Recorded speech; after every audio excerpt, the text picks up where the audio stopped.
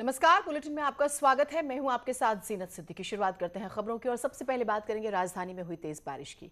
उत्तराखंड में बरसात में गधेरों में पानी का सैलाब आना आम बात है, लेकिन राजधानी में जो बारिश हुई है उसने हैरान किया हुआ है।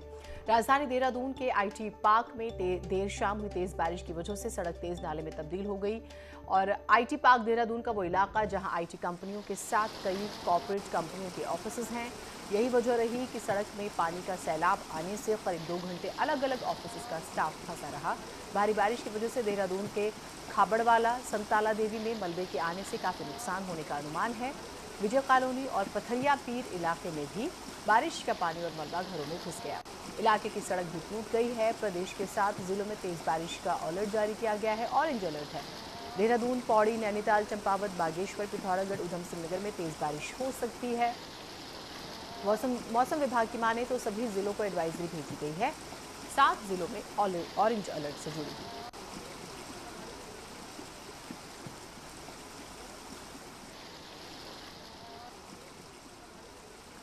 भारती हमारे साथ हमारी सहयोगी जुड़ी हुई हैं। भारती, क्योंकि 7 जिलों का जिक्र हो रहा है, तैयारियों को भी लेके सवाल होगा, क्या स्थिति है ग्राउंड पर, किस तरह से बैलेंस बनाया जाए? ऑफिस का स्टाफ फंसता है, आम लोगों को दिक्कतें होती हैं और ये तो हर बार की बात है।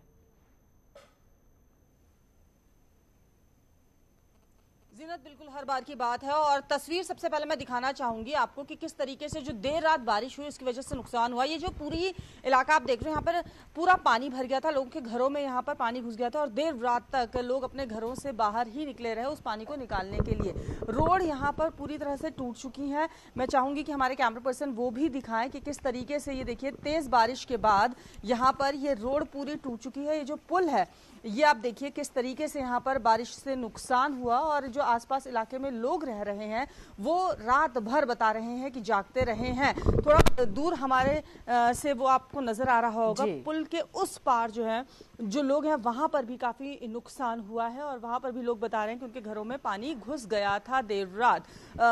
इसके अलावा रायपुर की बात कर लें, ओल्ड डालनवाला की बात कर लें या फिर रिस्पना और बिंदाल नदियों की बात कर ले, वहां पर भी हमने देखा कि जो नदियां हैं वो उफान पर आ गई थी। हालांकि अभी बारिश नहीं हो रही है तो पानी की निकासी यहां पर हो चुकी है, लेकिन आज के लिए भी मौसम विज्ञान केंद्र की तरफ से अलर्ट दिया गया है 7 जिलों के लिए। उसमें देहरादून भी शामिल है। इसके अलावा पिथौरागढ़, बागेश्वर, चंपावत ये भी वो इलाके हैं जहां पर आज तेज बारिश हो सकती है। 2 दिन से जीनत बारिश हो रही थी रुक रुक कर, लेकिन देर रात तेज बारिश हुई और उसके बाद ये स्थिति यहाँ पर आई है कि कई इलाकों में रोड जो है वो टूट चुकी और कई घरों में भी मलबा घुस आया था। क्या पलायन भी कर रहे हैं लोग? क्योंकि भारतीय कुछ मकान बहुत पुराने होते हैं, हम देखते हैं कि अच्छे खासे मकानों में दरारें आ जाती हैं। ऑरेंज अलर्ट है लगातार, आपने कहा कि लोग दहशत में हैं, तो उनकी सेफ्टी प्राथमिकता होती है, तो क्या क्या स्टेप्स उठाए जा रहे हैं फिर?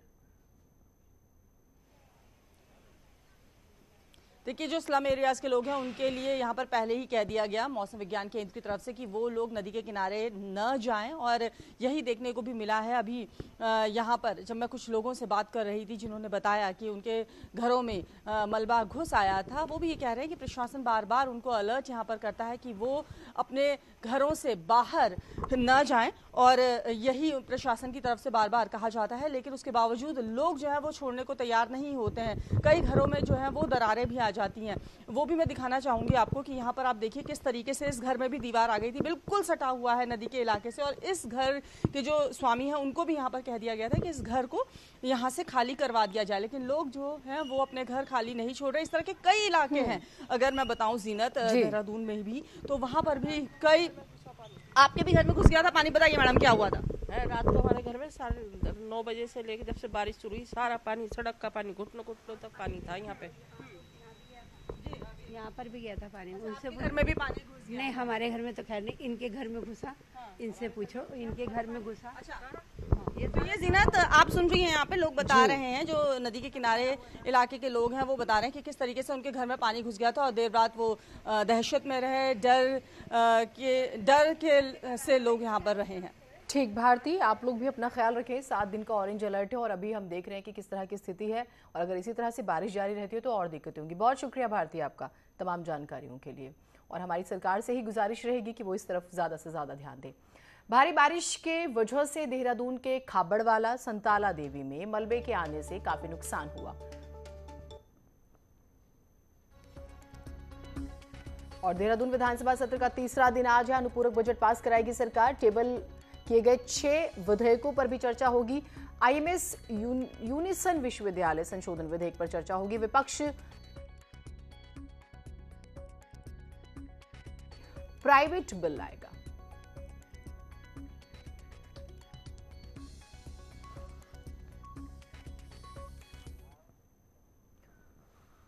उत्तराखंड सरकार ने सदन में 5,720 करोड़ का सप्लीमेंट्री बजट पेश किया। सीएम पुष्कर सिंह धामी ने बजट को सदन में पटल पर रखा। बजट में कोविड के लिए 600 करोड़ का प्रावधान किया गया है। वहीं लोकल बॉडीज के लिए 293 करोड़, सड़कों की मरम्मत के लिए 55 करोड़, केंद्र पोषित प्रधानमंत्री ग्राम सड़क योजना के लिए 570 करोड़ रुपए, एनएचएम के लिए 429 करोड़ रुपए, समग्र शिक्षा के लिए 214.57 करोड़ यानी कि 214 करोड़ 57 लाख रुपए का प्रावधान है।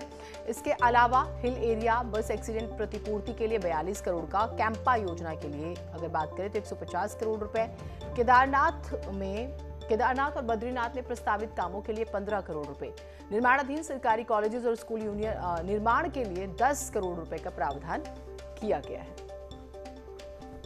महत्वपूर्ण है। अनुपूरक बजट में आगे आने वाली बहुत सारी विकास की योजनाएं हैं, बहुत सारे विभाग हैं जहां पर बहुत सारे अभी चूँकि धन आवंटन नहीं हो पाया है, वहाँ पर आवश्यकताएं हैं। उसके लिए जो कमी रह गई है उसको अनुपूरक बजट में पूरा किया जाएगा। उसके लिए बजट पेश कर दिया गया। उत्तराखंड विधानसभा में राज्यसभा सांसद अनिल बलूनी की तारीफ हुई। धारचूला से कांग्रेस विधायक हरीश धामी ने बलूनी की तारीफ की। धामी ने सदन में अनिल बलूनी का उदाहरण दिया। कहा कि देहरादून हाईवे पर मोहंड में मोबाइल कनेक्टिविटी नहीं थी। बलूनी ने संज्ञान लिया था। धामी ने आगे कहा है कि विधायक निधि देने के बाद भी मेरे क्षेत्र में संचार सेवा उपलब्ध नहीं हो रही है और राजनीतिक प्रतिद्वंदिता के कारण सरकार ने इसे लटकाया हुआ है।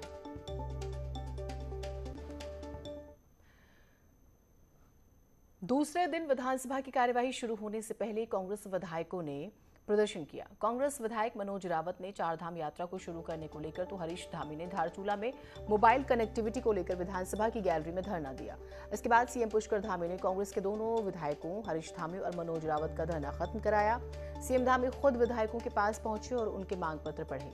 दोनों कांग्रेस विधायकों को हाथ पकड़कर उठाया, अपने साथ लेकर गए। इसके बाद मुख्यमंत्री ने दोनों विधायकों की बात सुनी। सीएम धामी ने धारचूला में मोबाइल नेटवर्क को लेकर अधिकारियों को जल्द कार्रवाई करने के निर्देश दिए।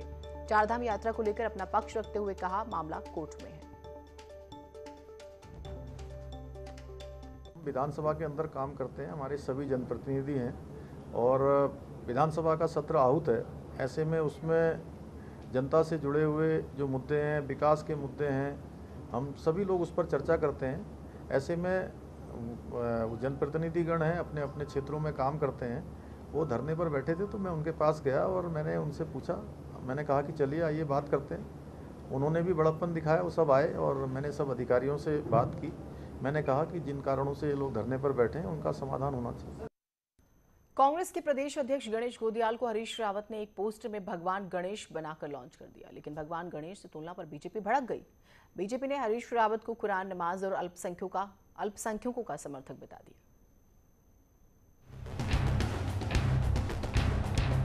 अस्त्र शस्त्र के साथ ये पोस्टर कांग्रेस के प्रदेश अध्यक्ष गणेश गोदियाल का है। इसे कांग्रेस इलेक्शन कैंपेन कमेटी के चेयरमैन हरीश रावत ने सोमवार को सोशल मीडिया पर पोस्ट किया।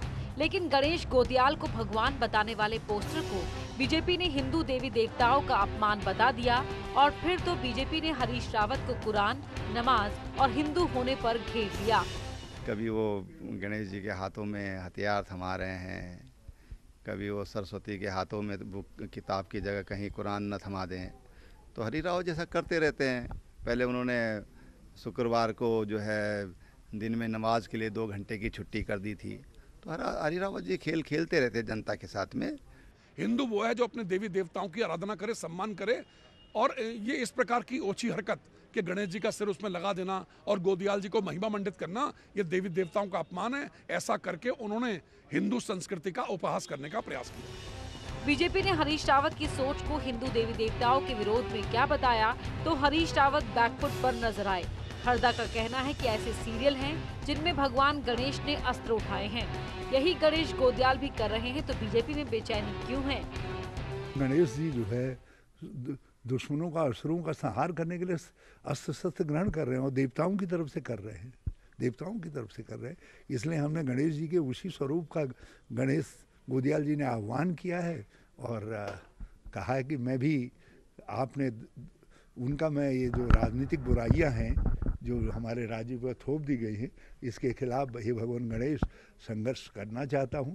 तो उनको संघर्ष के रूप में देख करके भाजपा बेचैन क्यों हो रही है? हरीश रावत के कंधों पर कांग्रेस के इलेक्शन कैंपेन कमेटी की जिम्मेदारी है, लेकिन अपने प्रदेश अध्यक्ष को पोस्टर में भगवान बनाकर दिखाना देवभूमि की सियासत में हरीश रावत को भारी पड़ता दिख रहा है। न्यूज़ 18 के लिए देहरादून से दीपांकर भट्ट की रिपोर्ट। पिथौरागढ़ में बीते रोज हुई युवक की मौत पर जमकर हंगामा हुआ है। युवक के परिजनों ने थाने के बाहर शव को रखकर घंटों रोड को जाम किया। परिवार का कहना है कि मृतक सुमित की हत्या की गई। परिजनों ने सुमित की पत्नी पर हत्या का आरोप लगाया। गुस्साए परिवार वालों ने मामला दर्ज होने के बाद शव को उठाया। पुलिस का कहना है कि पूरे मामले की गंभीरता से जांच की जा रही है। सीसीटीवी फुटेज जो है वो खंगाले जा रहे हैं। मैंने उसको बहुत संभालने की कोशिश करी, लेकिन वो लेडीज नहीं मानी। आज उसने मेरे भतीजे का मर्डर कर दिया है। ऐसी बुरी अवस्था में उसको मारा है, उसके नाखून निकाले, उसके सर में गोदा है, उसके जगह जगह से हाथ काटे हैं और वो सिर में चोट है उसकी, और सीधे वो भाग गई। यूनिवर्सिटी में नियुक्तियों के नाम पर भारी धांधली का आरोप लगा है। हालात तो ये हैं कि खुद शासन ने भी इस पर सवाल उठा दिए। कार्रवाई के आदेश दिए 1 साल हो गया, कुछ नहीं हुआ। अब ये स्थिति है कि मंत्री तो नियुक्ति की बात को खारिज ही कर रहे हैं। राज्य में ओपन एजुकेशन के लिए बनाई गई उत्तराखंड ओपन यूनिवर्सिटी एक बार फिर नियुक्ति में धांधली को लेकर चर्चा में है। बड़ी बात यह है कि राज्य सरकार के ऑडिट डिपार्टमेंट ने ही यूनिवर्सिटी पर सवाल खड़े कर दिए हैं कि बिना पद और आदेश के 56 नियुक्तियां कर दी गई। हैरानी की बात यह है कि इस पर कार्रवाई के लिए भी लिखा गया, लेकिन अब तक कुछ हुआ नहीं। रिपोर्ट के मुताबिक यूनिवर्सिटी ने बिना इजाजत के ही क्लर्क, एकेडमिक एसोसिएट और असिस्टेंट डायरेक्टर जैसे पद बना डाले और इनमें 56 नियुक्तियां भी कर डाली। अब यूनिवर्सिटी के वीसी नेगी आरोपों को नकार रहे हैं। इसमें ऐसा कोई गड़बड़ी नहीं है। जो रिक्रूटमेंट जो भी हुए हैं एक अंतरिम व्यवस्था के तहत हुए हैं और विश्वविद्यालय अनुदान आयोग के दूरस्थ शिक्षा अधिनियम के तहत तथा विश्वविद्यालय नियम अधिनियम परिनियम अध्यादेशों के तहत जो भी व्यवस्था उसके तहत किए गए हैं और ये प्योर जो है विश्वविद्यालय के अपनी आय से किए गए हैं। यूनिवर्सिटी को लेकर आरोप है कि नेताओं से लेकर अफसरों तक के चहेतों को बैकडोर से नियुक्ति दी गई और इसलिए 1 साल बाद भी अब तक कार्रवाई नहीं हुई, जबकि नियम तो यहाँ तक कहता है कि पद मंजूर होने के बाद भी नियुक्ति के लिए शासन की मंजूरी जरूरी है। अब उच्च शिक्षा मंत्री तो यहाँ तक कहने लगे हैं कि कोई भर्ती ही नहीं हुई। देखिए, कोई भर्तियाँ नहीं हुई हैं और कोई भी कुलपति या कोई भी विश्वविद्यालय बिना सरकार के, बिना जो है वित्त विभाग के, बिना जो है कार्मिक के कोई नियुक्तियाँ नहीं करता है और नियुक्तियाँ पारदर्शी होती हैं, यूजीसी के नॉर्म्स के अनुसार होती हैं। विश्वविद्यालय में ये पावर होती है कि वो एडॉक पे जो है अपने संसाधनों से, जो विश्वविद्यालय के संसाधन होते हैं उस पे जो है वो वहाँ सफाई कर्मचारी रख सकते हैं। सभी विश्वविद्यालयों की व्यवस्था है पूरे देश में। उत्तराखंड ओपन यूनिवर्सिटी पर पहले भी आरोप लगते रहे हैं, लेकिन इस बार तो सरकारी ऑडिट डिपार्टमेंट की रिपोर्ट ही कहती है कि नियुक्ति में भारी गड़बड़ी हुई है, लेकिन उसके बाद भी कार्रवाई नहीं होती तो मामला बेहद गंभीर नजर आता है। देहरादून से सुनील नवप्रभात के साथ हल्द्वानी से न्यूज़ 18 के लिए शैलेंद्र नेगी की रिपोर्ट। ओपन यूनिवर्सिटी में नियुक्ति को लेकर धांधली के मामले ने तूल पकड़ लिया है और कांग्रेस ने इस पूरे मामले की जांच की मांग की है। विधानसभा में विपक्ष के उपनेता करण माहरा ने कहा है कि किन लोगों को नियुक्ति मिली है, पहले इसकी जांच हो। साथ ही उन्होंने कहा है कि वो सदन में भी इस मामले को उठाएंगे।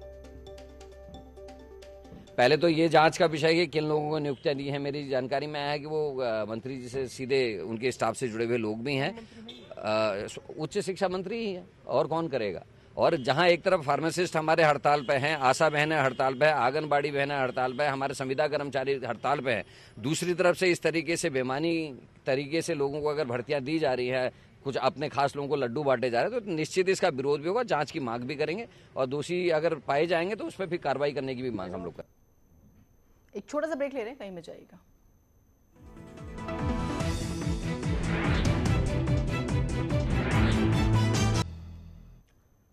अफगानिस्तान से लौटे उत्तराखंड वासियों का सीएम पुष्कर धामी ने देहरादून में स्वागत किया। अभिनंदन समारोह में सीएम धामी ने कहा है कि जब से अफगानिस्तान में हालात बिगड़े हैं तब से हम केंद्र सरकार के संपर्क में हैं। राष्ट्रीय सुरक्षा सलाहकार अजीत डोभाल ने भी इसमें बड़ी मदद की है। इसके साथ ही सीएम धामी ने कहा है कि पीएम मोदी की वजह से लोगों की अफगानिस्तान से वापसी आसान हुई है। अब तक 400 से ज्यादा लोग उत्तराखंड पहुंच चुके हैं। पिछले दिनों जब से ये घटना हुई तो लगातार हम लोग विदेश मंत्रालय के संपर्क में थे। लगातार अजीत डोभाल साहब, उनका भी मैं बहुत धन्यवाद करता हूँ। लगातार मैं यहाँ से फ़ोन करता था, वो किसी मीटिंग में होते थे, बहुत ज़रूरी मीटिंग में होते थे, लेकिन उसके बाद भी उनका फ़ोन आता था और उसके बाद अपडेट देते थे कि उत्तराखंड के इतने लोग आ गए हैं, अब इतने लोग चल गए हैं, काबुल से इतने लोग आ गए हैं, इतने लोग दिल्ली पहुँच गए हैं। लगातार ये संपर्क लगा रहा। और सबसे बड़ी बात है, जैसा गणेश जोशी जी ने कहा कि हम देश के प्रधानमंत्री नरेंद्र भाई मोदी जी को मैं बहुत धन्यवाद करता हूं आप लोगों की तरफ से। टनकपुर पिथौरागढ़ हाईवे बीते 48 घंटों से ज्यादा वक्त से बंद है। सोमवार को चंपावत के स्वाला के पास पूरी पहाड़ी दरक गई और हाईवे पर आ गई और इसके बाद ही हाईवे बंद हो गया। हाईवे को खोलने का प्रयास किया जा रहा है, लेकिन अभी तक हाईवे खोला नहीं जा सका। मौके पर डीएम एसपी ने मुआयना किया। भारी मलबे को देखते हुए अगले 2 से 3 दिन तक हाईवे खुलने की उम्मीद नजर आ रही है, जिसकी वजह से पिथौरागढ़ और चंपावत जाने वाले यात्री परेशान हैं।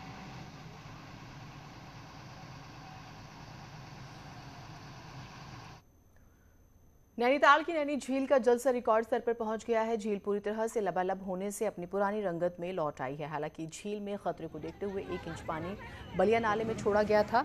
झील में पानी भरने के बाद अब सिंचाई विभाग के सामने चुनौती है कि झील में वाटर लेवल बनाए रखें।